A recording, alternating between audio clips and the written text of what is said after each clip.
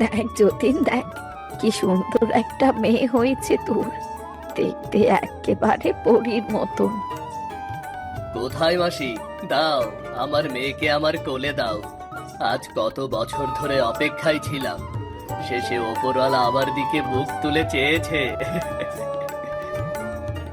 দেখ তোর রাজকুমারীকে, কত সুন্দর হয়েছে দেখতে।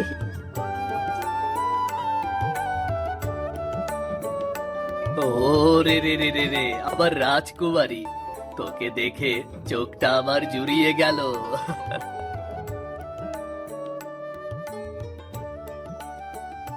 সেদিন রাতে যতীনের ঘরে ঘটল অদ্ভুত ঘটনা। ঘরের বাতি কেঁপে উঠল, জানলার বাইরে হাওয়া বইতে লাগলো, লতা পাতাও যেন নড়ে উঠল। প্রকৃতি যেন কিছু একটা তাদের জানান দিচ্ছে।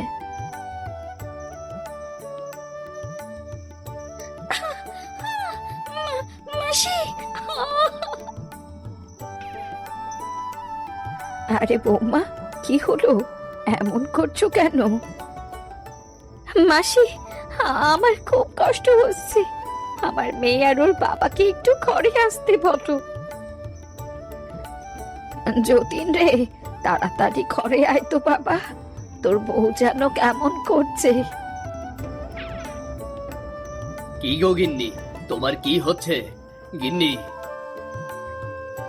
ওগো, ওগো, আমার কেমন যেন হচ্ছে। আমার যে আমার যে খুব কষ্ট হচ্ছে। মাসি, জলের গ্লাসটা দাও দেখি, দাও দাও।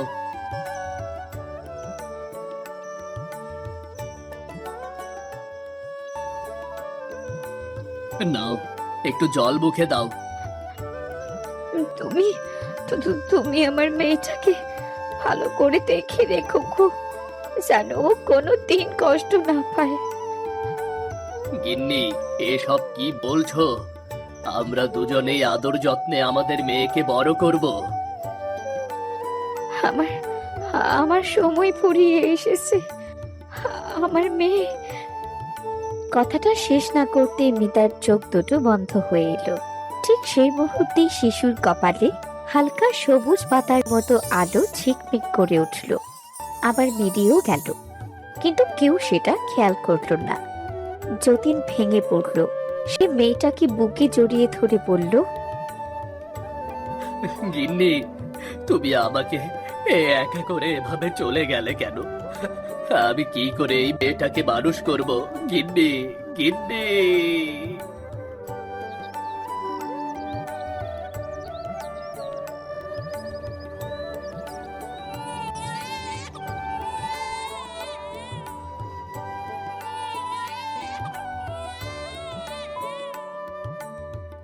কিরে যতীন, মেয়েটা সেই কখন থেকে কেঁদেই চলেছে, ওকে না থামিয়ে চুপ করে বসে আছিস কেন?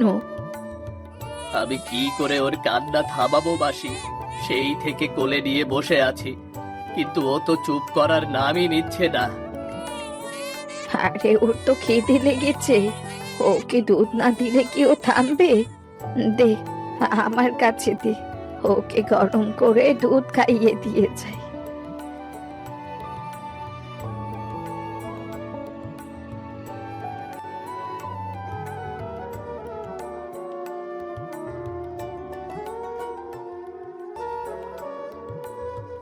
আরে বাহ, কান্না থেমে গেছে। আমি তো কিছুই বুঝতে পারছি না বাসি, আমি ওকে কি করে মানুষ করব বাসি? ওরে যতীন, তোর মেয়ের কপালে একটা পাতার চিহ্ন যে। মাসি, ওটা ওর জন্মের চিহ্ন। দাও দাও দাও, ওকে ঘরে ঘুম পাড়িয়ে রেখে আসি, দাও।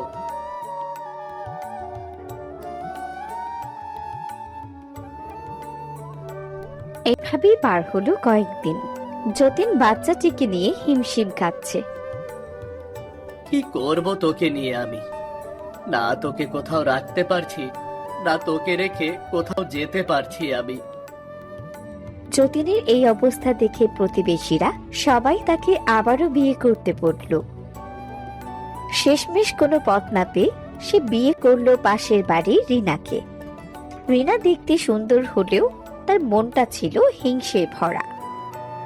রিনা, আমার মেয়েটার মা নেই, তোমাকে ওর মা করে এনেছি। ওকে মায়ের ভালোবাসা দিয়ে আগলে রেখো। মায়ের ভালোবাসা কেন সাই দেব? আমি তো ওর মা না, আমি ওকে কেন মায়ের ভালোবাসা দেব? কি হলো রিনা, তুমি কিছু বলছো না যে? হ্যাঁ, আমি ছাড়া ওকে কে দেখে রাখবে? ও তো আমাদেরই মেয়ে, ওকে আমি খুব ভালোবাসবো। যাক রিনা, তুমি আমার চিন্তাটা দূর করলে। মেয়েটাকে নিয়ে বড্ড চিন্তায় ছিলাম। দাও দাও, ওকে আমার কাছে দাও।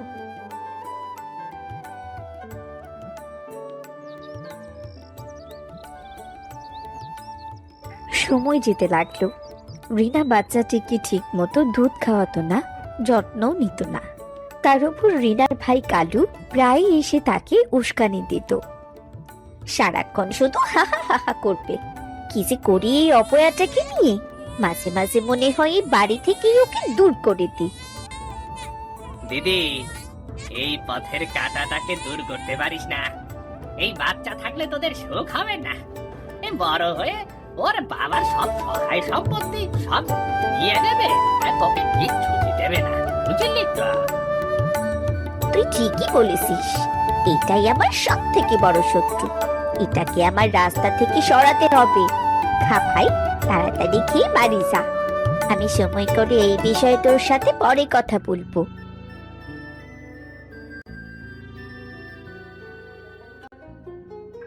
কেটে গেল এক সপ্তাহ। একদিন যতীন বাড়ি ফিরে রিনাকে বলল, গিন্নি, আমি দুদিনের জন্য শহরের বাইরে যাব। মেয়েটাকে নিজের মতো করে আগলে রেখো। মেয়েটাকে তোমার কাছে রেখে গেলাম। আরে তুমি চিন্তা করো না, আমি ওকে দেখে শুনেই রাখবো, তুমি নিশ্চিন্তে যাও।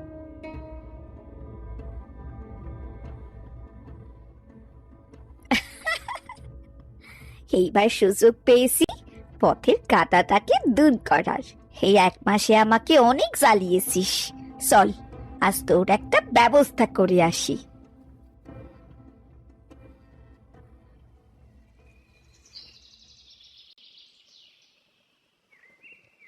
রিনা শিশুটিকে কোলে নিয়ে গেল গভীর জঙ্গলে। সে ঝোপের ভেতর মেয়েটাকে ফেলে দিল। থাক, এবারে জঙ্গলে থাক, বাঘ ভাল্লুকে খাবে তোকে। 1 মাসে একটা দিনও শান্তিতে কাটাতে পারলাম না, আজ থেকে মনের সুখে সুখ শান্তি করব। সে দ্রুত বাড়ি ফিরে এলো। জঙ্গলের ভেতর শিশুটি কাঁদতে লাগলো। তার কান্নায় গাছ কেঁপে উঠল, পাখিরা ডানা ঝাপটাতে লাগলো। বাচ্চাটির কান্নার শব্দে জঙ্গলের মাঝখান থেকে বেরিয়ে এলো এক অদ্ভুত আলো। আস্তে আস্তে এক টুকরো আলো রূপ নিল একজন প্রকৃতি কন্যার। তার চুলে লতা, চোখে সবুজ দীপ্তি। আহ, এই বুদ্ধি বাচ্চাটা এখানে কেন কাঁদছে?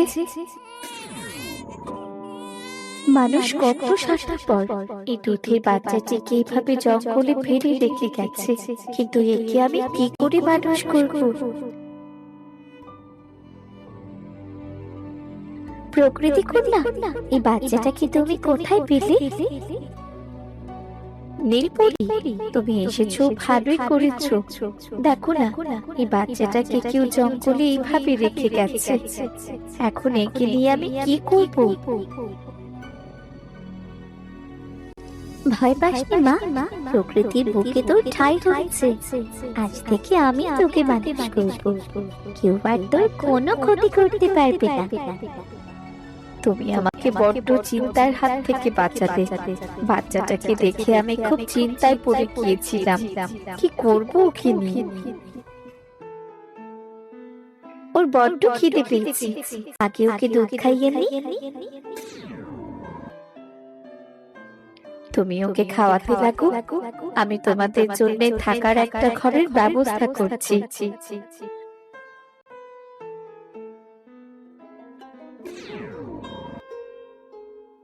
প্রকৃতি কন্যা, দেখো বাচ্চাটার কপালে একটা সবুজ পাতার চিহ্ন আঁকা আছে, এমন কেন আছে? সেটা তো আমি জানি না পরি, হয়তো এটা বাচ্চাটির জন্ম চিহ্ন। এটা কোনো সাধারণ চিহ্ন না, এই শিশুর ভেতর জঙ্গলের প্রাণ আছে, এটা তারই চিহ্ন। জঙ্গলের প্রাণ? তাহলে আজ থেকে ওর নাম হোক লতা। আজ থেকে আমি মানুষ রূপ নিয়ে ওকে মানুষ খুঁজবো। পরী মানুষের রূপ নিল এবং শিশুটিকে বড় করতে লাগলো। লতা বড় হতে লাগলো জঙ্গলের মধ্যে। সে গাছের ভাষা বুঝতো, পাখিরা ছিল তার বন্ধু। শেয়াল, হরিণ আর কাক ভালু ছিল তার সঙ্গী। লতা তাদের সাথেই কথা বলতো, খেলতো। পরবর্তী অংশ দেখতে চ্যানেলটি সাবস্ক্রাইব করে কমেন্টে জানিয়ে দাও।